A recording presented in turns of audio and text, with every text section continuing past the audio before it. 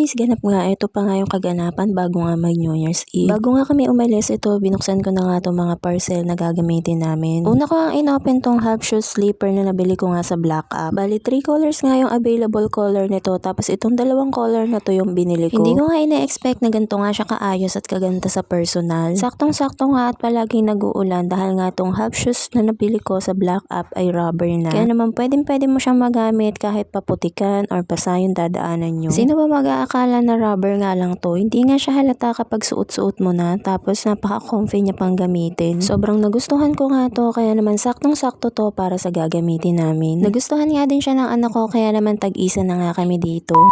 Fast forward, after ko nga ma-open yung mga sandals na gagamitin namin, syempre hindi mawawala itong damit. Akala ko nga hindi ito aabot dahil nga ang tagal niya bago na ship. Dahil nga na-in-order ko to bago nga mag-Christmas. Nag-update pa nga ako nito kay seller, sabi nga daw niya late na nga daw mapipick up. Kaya naman tuwan-tuwa ako dahil saktong-sakto bago nga kami umalis nito, bigla na nga itong dumating. Anyway, ito tinanggal ko na nga siya sa plastic. Ganito nga pala yung itsura niya. Color of the year nga yung pinili ko. Mga mi, napakaganda nga nito lalo na sa personal. Isa pa nga sa nagustuhan ko dito, waffle fabric cotton na nga rin yung tela nito. Ang ganda nga rin ang pagkatahi nito lalo na dito sa may short dahil nga makapal yung pinaka-garter at pagkakatahi nito sa may bewang. Tapos nakakatuwa nga din dahil nga meron na rin siyang 2 pocket. Sakto nga rin to nabili ni Mal na chest bag or belt bag dahil nga bagay na bagay siyang eterno dito sa damit na nabili namin. O diba napakaganda nga ng dating, saktong-sakto sa aming forma. Gantong style at design na nga rin yung pinili kong damit namin para pwedeng panlakad, pambahay. Pinatry ko na nga rin kay Mal at sa dalawa kong anak yung damit at saktong-sakto nga lang din sa kanila. Yes mga mi, pwedeng-pwede nga siya sa children na 10 to 13 years old. Kaya naman kung bet nyo nga rin yung sandals at yung damit na nabili ko, ililink ko na nga lang sa comment section. Huwag nga kayo mag-alala dahil mura ko nga lang yan nabili dahil hindi nga yan naabot ng 200 pesos. After ko nga buksan lahat ng gagamitin namin, sakto naman dumating naman tong in-order ko para dito sa bunso kong anak. Gantong sandals nga yung pinili niya, yung croc style. Sakto nga dahil pasok nga din to sa color of the year. Tapos napakaganda ng pagkaka-style niya. Nagustuhan nga din ng anak ko kaya naman ito na rin yung in-order ko sa kanya. Nabilhan ko na nga rin siya nito dati pero ibang color nga yun. Tapos ang tagal niya nga din yung nagamit. Kaya naman naipon at napakadami nitong G-bits. Pinagkakabit at pinaglalagay niya na nga rin to lahat. Hindi na nga nagkasya lahat paano napakadami niya nga G-bits. Tuwang-tuwa na naman ang anak ko dahil meron na naman siyang bagong gamit. Napakaganda nga ng quality nito dahil nga makapal na nga rin siya. Tapos nga napakamura lang din nito. Pwedeng-pwede nga siyang pang-alis or kaya pambahay. Saktong-sakto nga dahil pwede nga rin siya kahit mag-uulan. Dahil nga rubber na nga rin siya. Ang ganda nga ng pagkakahulma sa kanya, hindi nga minadali at binasta lang. Mukha lang yan mamahalin pero napakamura ko nga lang nito binili. O siya, kung bet nyo nga rin ito, ililink ko na nga lang sa comment section or ilalagay ko na nga lang sa yellow basket. At yan lang muna for today's ganap. Thanks for watching. Don't forget to follow and share my video. Happy New Year everyone!